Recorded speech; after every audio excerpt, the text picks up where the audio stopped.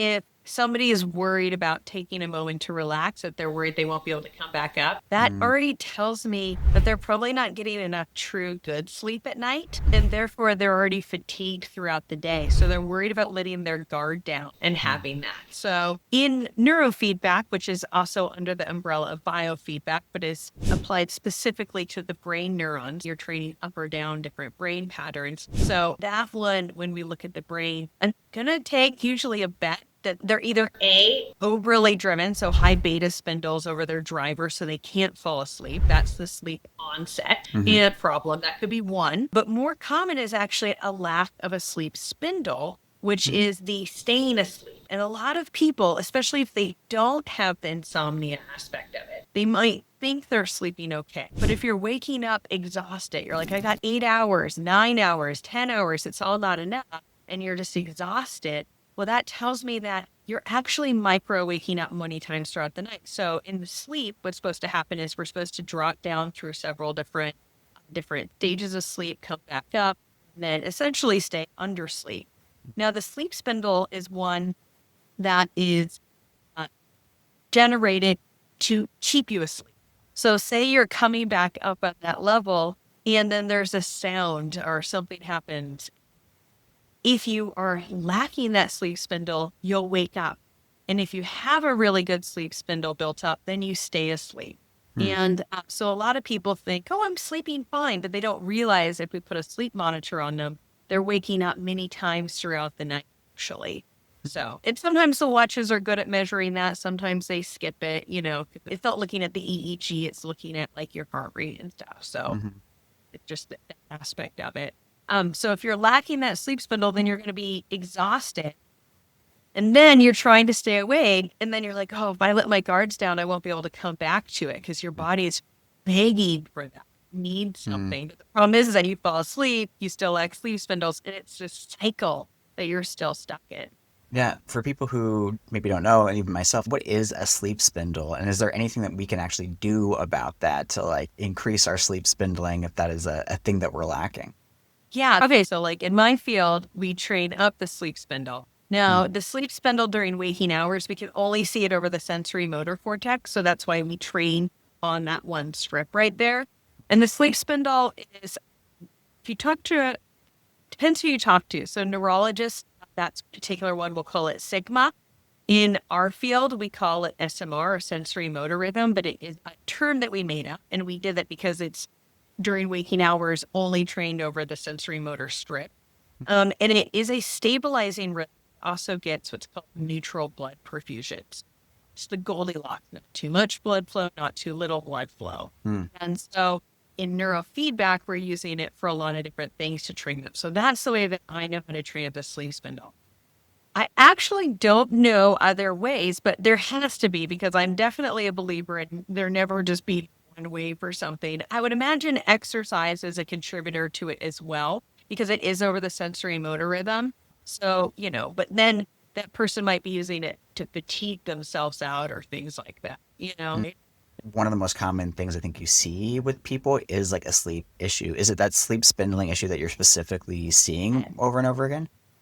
Yeah, that or the driver. So when people come in, so they might come in to me for ADHD or anxiety or something else, sleep tends to be a major culprit. Now, it doesn't mean that it's the ultimate one, but the fact of the matter is that if a brain does not have peak performance from active sleep, we're going to see a lot of things start to fall away. We're going to start to see, when we think about ADHD, there's 8 different presentations in the brain for it. So there's a lot of different reasons. Somebody could have a deficit of attention, but one of them, and that's most common, is having frontal theta right here. And that's the same area that as a person starts to become tired, we see frontal theta.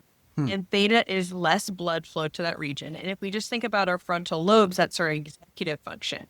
And so if we're having less blood flow in a tired state in our executive function, we're going to have a deficit of attention. It's really hard.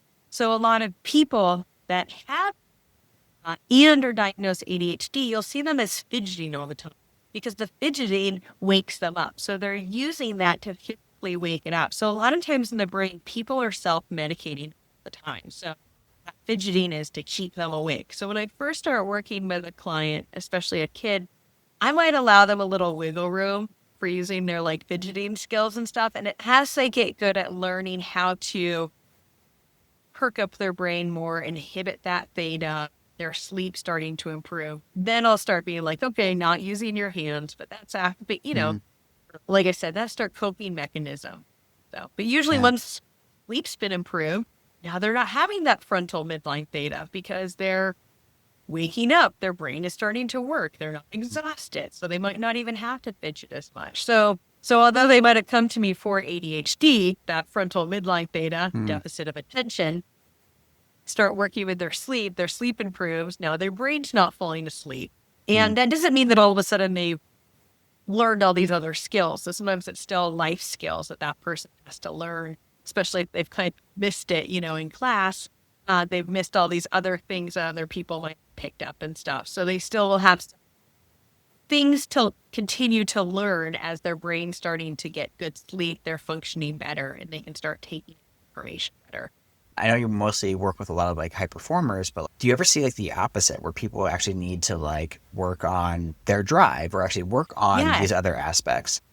a lot. So I have a mixture of people, but I have to say, a lot of the people that have to work on their drive are actually also overperformers. So there's this Huh. other aspect of it as well. So think about it from running in the brain. So if you're always running and you never get to have a walking recovery, and then say somebody like next, I think about this because like when I'm at the treadmill, at my gym, and it's like, so say I was just always running, and then say the person next to me had a walking recovery. Now it's time to sprint. But I've Mm, been running the whole time. So now when I go to sprint, I might look at them and be like, oh my God, they're so much faster than me.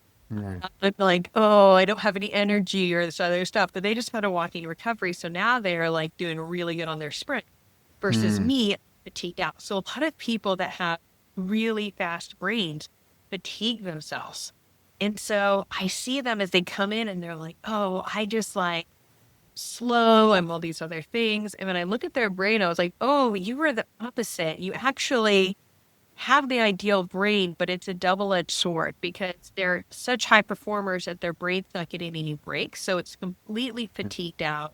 Um, and so either A, they're having to look for something to like really enhance them or take, a stimulant that's essentially like a speed to kind of wake up their brain or extreme sports or other things like that that kind of go to the extreme to kind of knock them out of it. So instead, what I'm doing is a lot of those clients, the clients that come into me thinking they're fatigued, and I see that they're high performers, I'm going to do relaxation work with them. So I'm going to actually slow their brain down, give them some slow, let their brain is having some relaxing.